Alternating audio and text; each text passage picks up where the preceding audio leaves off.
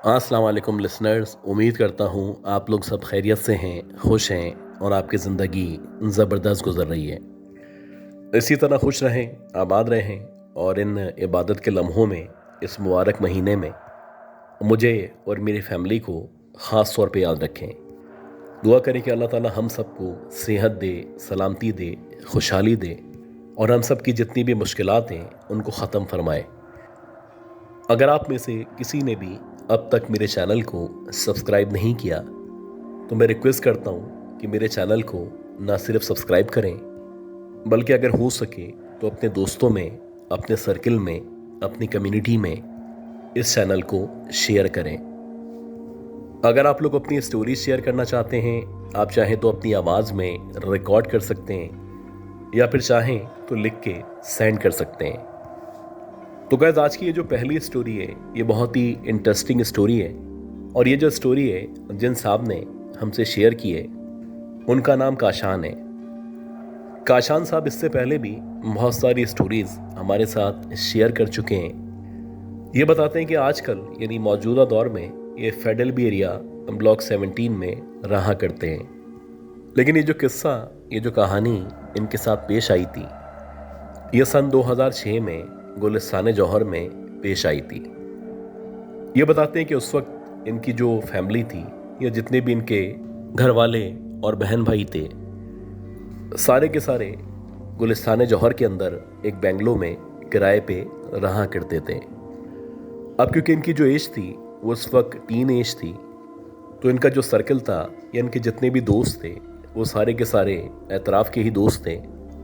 लेकिन एक अजीब बात ये थी, इनके जितने भी दोस्त थे ये एडमिट करते हैं कि उस वक्त जितने भी दोस्त थे सारे के सारे गलत चक्रों में लगे हुए थे। यानी कि अक्सर ऐसा होता कि रात के औकात में ये लोग पार्टीज करते,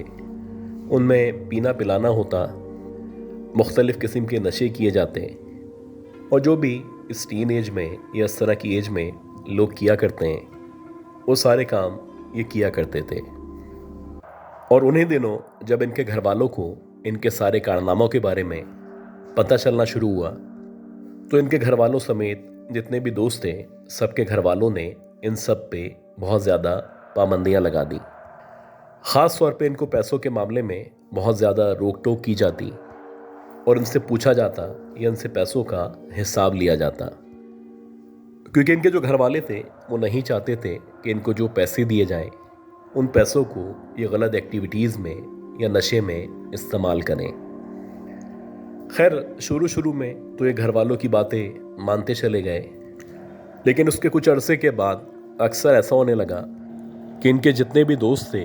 वो रात के औकात में चुपके चुपके घरों से निकलते और गुलिस्तान जौहर के अंदर ही एक प्रोजेक्ट बन रहा था जो कि 10 या 11 मंजिलों पर मुश्तमिल था। तो उसकी छत पे ये लोग जाके वहाँ पे बैठे रहते और वहाँ पे ही मुख्तलिफ बातें या नशा वगैरह किया करते।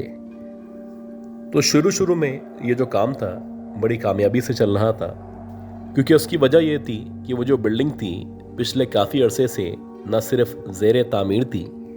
बल्कि तामीरात मुकम्मल होने से पहले ही कुछ वजूहात की बिना पे इसकी जो भी तामीरात थी उनको रोक दिया गया था। अब ये जो बहुत बड़ी सी बिल्डिंग थी ना ये सिर्फ खाली थी, बल्कि यहाँ पे ना ही कोई चौकीदार मौजूद था और ना ही किसी भी किस्म का चेक एंड बैलेंस हुआ करता था। अब घर वाले ये समझते थे कि ये लोग पार्क वगैरह में गए हुए, ये इधर उधर गए हुए, लेकिन ये लोग अपनी आंखें बचा के रात के औकात में उस बिल्डिंग के टॉप फ्लोर पे या छत पे जाके बैठ जाया करते थे। अब ये जो 2-4 दिन थे ये बड़े सुकून से गुजरे, लेकिन उसके बाद से कुछ अजीब तरह के वाक़यात होना शुरू हुए। जैसे कि ये बताते हैं कि एक रात थी और रात के तकरीबन 1:45-2 बजे का टाइम था। हम 5-6 दोस्त वैसे ही छत पे बैठे हुए थे और मुख्तलिफ़ किस्म के जो नशे हुआ करते हैं वो कर रहे थे। तो हम में से एक दोस्त था जिसका नाम काशिफ था, उसने एकदम से छत का जो एक कॉर्नर था उस तरफ देखना शुरू कर दिया। अब हम लोग क्योंकि बहुत ज़्यादा नशे में थे या हमारी हालत गैर हो रही थी,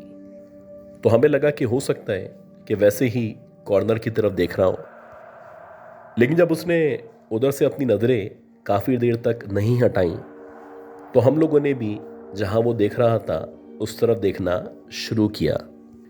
अब जितना मुझे समझ आ रहा था, मेरे मुताबिक उस कॉर्नर में ऐसा लग रहा था जैसे कोई औरत या कोई लड़की खड़ी हुई है।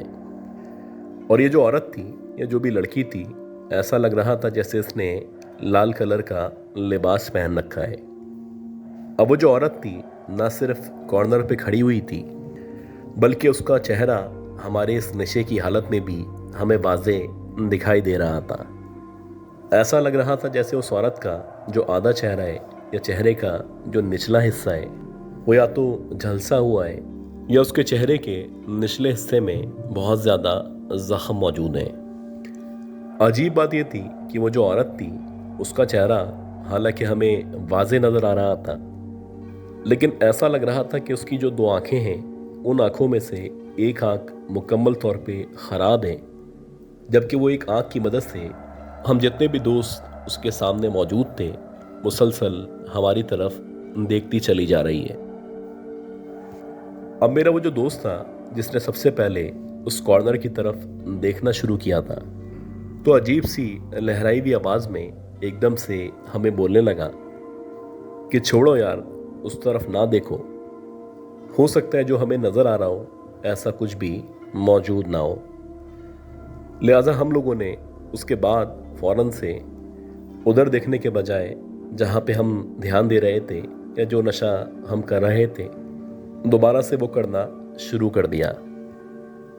अब हम उस नशे में दोबारा से इन्वॉल्व हो चुके थे, लेकिन मुसलसल मेरा जो ध्यान था वो उस कॉर्नर की तरफ था।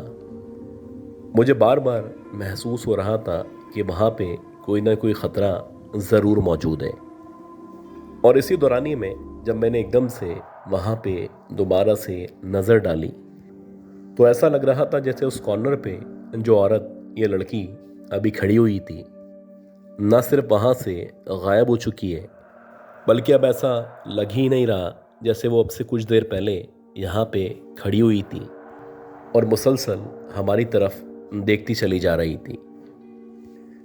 खैर, इसी तरह तकरीबन 15 या 20 मिनट मज़ीद गुजरे और उसके बाद हमें एकदम से ऐसा लगने लगा कि जहाँ पे सीढ़ियाँ मौजूद हैं उन सीढ़ियों से कोई एकदम से चढ़ता हुआ ऊपर की तरफ आ रहा है। और जो भी सीढ़ियों से ऊपर की तरफ चढ़ता हुआ आ रहा है, बाकायदा उसके कदम रखने की या उसके कदमों का जो शोर था उसकी आवाज़ हम सबको सुनाई दे रही थी। अब जैसे ही हमें उधर से किसी के ऊपर चढ़ने की या छत की तरफ आने की आवाज़ सुनाई दी, तो हम सारे के सारे जो दोस्त थे एकदम से हम सब ने उस तरफ देखना शुरू कर दिया।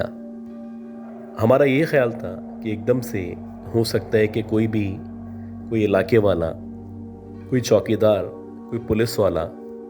हमारे सामने आ जाएगा और हम लोगों को कहेगा कि इतनी रात में यहाँ पे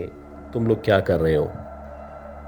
लेकिन ताज्जुब की बात यह है कि तकरीबन 3 मिनट तक बस यही महसूस होता रहा जैसे कोई सीढ़ियों से चढ़ता हुआ ऊपर आ रहा है।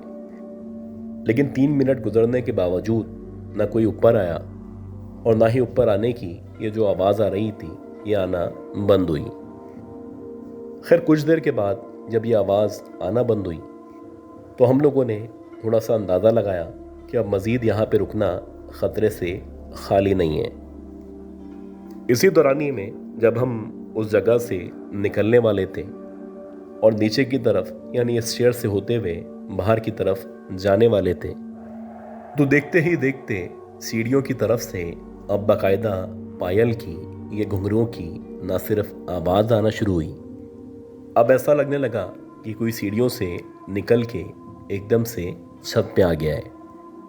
और जैसे जैसे वो वजूद जो कि हमें नज़र नहीं आ रहा आगे बढ़ता चला जा रहा है, तो वैसे वैसे पायल की, ये घुंघरुओं की जो आवाज़ है मुसलसल उसमें इजाफा होता चला जा रहा है। और उस आवाज़ की मदद से अब हमें लग रहा था कि जो भी सीढ़ियों से ऊपर चढ़ के हमारी तरफ आ रहा है वो अब हमसे मुश्किल से 2 या 3 फीट के फासले पे मौजूद है। और इतना करीब आने के बाद ये जो पायल और घुंघरुओं की आवाज़ थी ना सिर्फ रुक चुकी थी, बल्कि ऐसा लग रहा था कि ये जो आवाज़ थी एकदम से आना बंद हो चुकी है। अभी जबकि हम उस पोजीशन या उस तरफ देख ही रहे थे जहाँ से ये पायल या घुंघरूओं की आवाज़ आई थी, तो अब हमारे लेफ्ट साइड से, यानी जहाँ पे दीवार मौजूद थी, उस तरफ ऐसा लगने लगा कि उधर से कोई पायल या घुंघरू पहन के एकदम से चलता हुआ गुजरा है। इसी तरह बारी बारी कभी एक तरफ से दूसरी तरफ, कभी उल्टी तरफ से सीधी तरफ, कभी सीढ़ियों से हमारी तरफ, और कभी कभी ऐसा लगे कि जैसे हमारी तरफ से सीढ़ियों की तरफ कोई पायल पहन के मुसलसल भागता चला जा रहा है। एक अजीब सूरत हाल थी जो ना सिर्फ दरपेश थी, बल्कि अब लगने लगा था कि ज़िंदगी में जिस चीज़ के बारे में हमने सिर्फ किस्से और कहानियों में सुन रखा था, आज वही चुड़ैल या पिछल पैरी हमारे दरमियान मौजूद है। और मौजूद भी कुछ इस तरह से है कि अपनी मौजूदगी का एहसास दिला रही है, लेकिन हमारे सामने मुकम्मल तौर पे अपने आप को जाहिर नहीं कर रही। खैर, जैसे ही ये आवाज़ें बढ़ती चली गईं, तो हम जितने भी दोस्त थे, हमने आहिस्ता आहिस्ता करके न सिर्फ सीढ़ियों की तरफ भागना शुरू किया,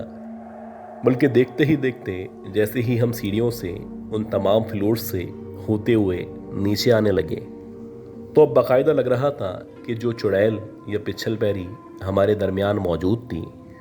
वो बाकायदा सीढ़ियों से हमारे पीछे पीछे ना सिर्फ चलती हुई आ रही है,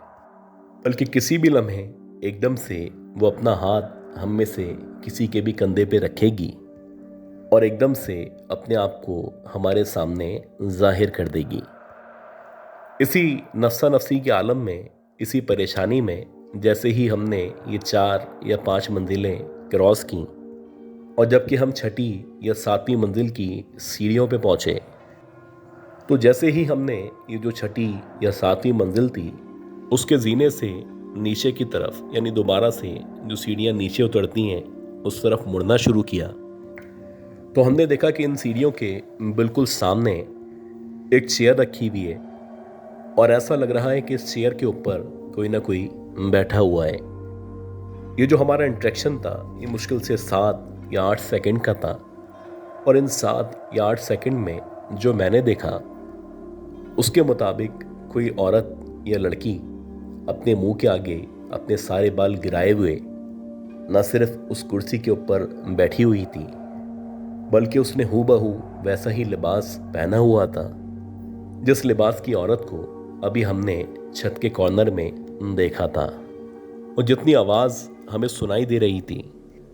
उसके मुताबिक वो अपने मुंह से कुछ अजीब सी आवाज़ें निकाल रही थी। ऐसा लग रहा था कि जो औरत या चुड़ैल उस कुर्सी पे बैठी हुई है उसके मुंह से गुर्राने की आवाज़ें आ रही हैं। एक तो वैसे ही हम नशे में थे और अजीब हमारी सूरत-ए-हाल थी। भला अल्लाह का शुक्र है, जैसे तैसे गिरते पड़ते जैसे ही हम इस बिल्डिंग से बाहर निकले,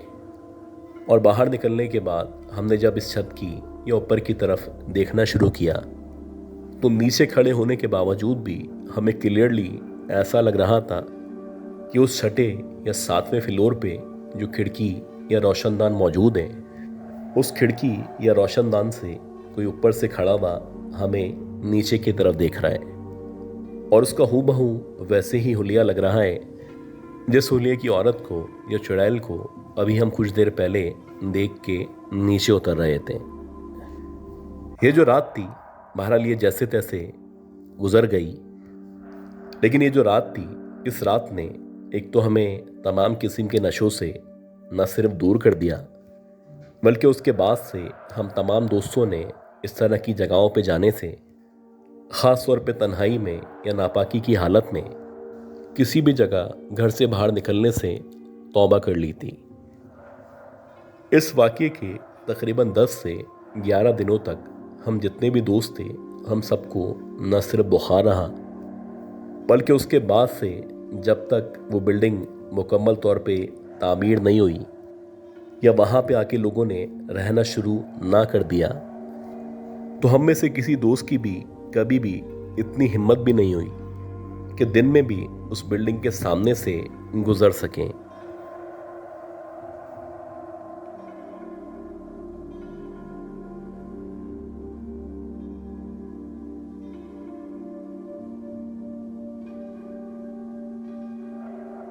अच्छा गाइस, आज की ये जो स्टोरी है, ये स्टोरी हमें मिस सारा ने न्यूयॉर्क से शेयर की है। ये बताती है कि पिछले तकरीबन 35 से 40 सालों से इनकी जितनी भी फैमिली है, सारी की सारी फैमिली न सिर्फ अमेरिका के अंदर मौजूद है, बल्कि इन्होंने वहीं पे ही अपनी तालीम और तरबियत, इवन के जॉब भी शुरू से ही परफॉर्म की है।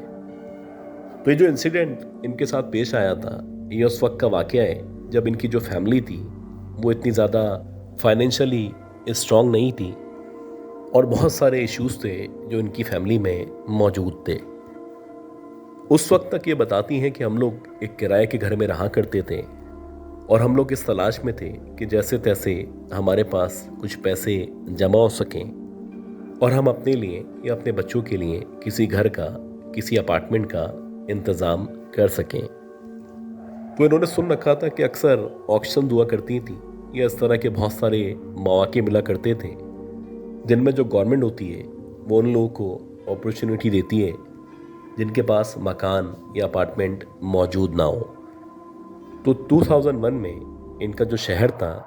उस शहर से तकरीबन 1 घंटे की ड्राइव के बाद एक ऐसी आबादी थी, जैसे कि आप समझ सकते हैं गुलशन मेमार की जो अब से 15 साल पहले पोजीशन थी, वैसे ही सुनसान और वीरान इलाका था। तो वहाँ पे एक घर मौजूद था, उसकी ऑक्शन होने वाली थी। ये बताती है कि किस्सा मुख्तसर, मेरे हस्बैंड ने उस ऑक्शन में पार्टिसिपेट किया और अल्हम्दुलिल्लाह ये जो घर था ये किस्मत से हमें मिल गया। अब जब हमें ऑक्शन में घर मिला तो आम तौर पे ऑक्शन में जो चीज़ें मिला करती हैं या जो कुछ आपके पास आता है उसके जो प्राइसेस हैं वो मार्केट से बहुत ज़्यादा कम हुआ करते हैं। एक इत्मीनान था कि इनको कम पैसों में एक अच्छी और साफ़ सुथरी जगह पे अपना घर मिल चुका है। खैर, जो भी इनका सामान था, ये सारा का सारा सामान इन्होंने ना सिर्फ वहाँ पे शिफ्ट किया बल्कि वहाँ पे जाते ही अपनी रिहाइश शुरू कर दी। शुरू के जो 2-4 दिन थे ये बहुत नॉर्मल थे, लेकिन 2-4 दिन के बाद कुछ इस तरह के वाक़यात इनके साथ पेश आना शुरू हुए कि जिनके बाद एकदम से न सिर्फ डर चुकी थी बल्कि एक वक्त ऐसा आया कि इन्होंने डिसाइड कर लिया कि इस घर में मज़ीद रुकना ख़तरे से खाली नहीं है। जैसे कि बताती कि एक दफ़ा रात के 3-3:30 बजे का टाइम था और एकदम से मेरी आँख खुली। मुझे ऐसा लगा कि जिस कमरे में या जिस बेड पे मैं मौजूद हूँ, उस बेड पे किसी ने बाकायदा न सिर्फ मेरे दोनों पाँव को पकड़ा है बल्कि पकड़ने के बाद एकदम से खींचना शुरू कर दिया है। अब जैसे ही मुझे एहसास हुआ और मैंने अपनी आंखें खोली तो अंधेरे में जितना नज़र आ रहा था उसके मुताबिक मेरे पाँव के पास कोई भी मौजूद नहीं था। अभी जबकि मैं उस वजूद को तलाश करने की कोशिश कर रही थी कि देखते ही देखते जो हमारा फ्रिज था, जो कि हमारे रूम के अंदर ही मौजूद था, एकदम से उस फ्रिज का खुद ब खुद दरवाज़ा खुला और खुलने के बाद बाकायदा ऐसा लगा जैसे किसी ने फ्रिज से कुछ निकाला है। और देखते ही देखते ये जो फ्रिज का दरवाज़ा था वो एकदम से बंद हो गया। अब ये जो कुछ हुआ ये मुश्किल से 2 या 3 मिनट के अंदर अंदर हुआ और मैं क्योंकि नींद में भी थी और मेरी समझ ही नहीं आ रहा था कि जो कुछ मैं देख रही हूँ ये हकीकत है या फिर कोई ख्वाब है। तकरीबन 15 से 20 मिनट तक मैं सकते किसी हालत में वहीं पे लेटी रही। फिर कहीं जाके जब मैंने मुख्तलिफ वर्सेस पढ़ी, आंखें बंद की तो मुझे नींद आई। इसी तरह 2-4 दिन मज़ीद गुजरे। इत्तफाक से सेम उसी टाइम वैसे ही उसी हालत में मेरी आंख खुली और मुझे दोबारा से वैसा ही एहसास हुआ जैसे कि कोई ना कोई है जो मुसलसल मेरे पाँव को खींचने की कोशिश कर रहा है। अब जैसे ही मैंने अपने पाँव की तरफ देखा तो मुझे ऐसा लगा कि एकदम से कोई खड़ा हुआ है और खड़ा होने के बाद पीछे हटा है। अब जब मैंने जैसे तैसे करके टॉर्च लाइट को ऑन किया और टॉर्च लाइट को अपने बेड के चारों तरफ मारना शुरू किया तो मैंने उस टॉर्च लाइट की रोशनी में देखा कि मेरे फर्श के ऊपर बहुत लंबे लंबे पैरों के निशानात मौजूद हैं। और ना सिर्फ ये निशानात हैं बल्कि ऐसा लग रहा है कि खून आलूद निशानात हैं। अब जैसे ही मैंने अपने फर्श पे खून आलूद पाँव के निशानात देखे तो एकदम से मेरे मुंह से चीख निकली। और जैसे ही मेरे मुंह से चीख निकली तो इस दौरानिए में जो मेरे हस्बैंड थे, इवन के जो लोग दूसरे रूम में भी मौजूद थे, वो सारे के सारे कुछ देर के अंदर अंदर न सिर्फ जाग चुके थे बल्कि इन सब लोगों ने भी खून आलूद निशानात को अपनी आंखों से देखा। और आप कह सकते हैं कि ये जो वाक़यात थे ये उनका शुरुआत थी या उनका स्टार्ट था। आने वाले 1 महीने तक हमारे साथ इस कदर वाक़यात पेश आए कि हमें इस हाउस को मुकम्मल तौर पे न सिर्फ खाली करना पड़ा बल्कि जितनी कीमत पे ये घर हमने ख़रीदा था उतनी ही कीमत पे इसको सेल आउट करना पड़ा।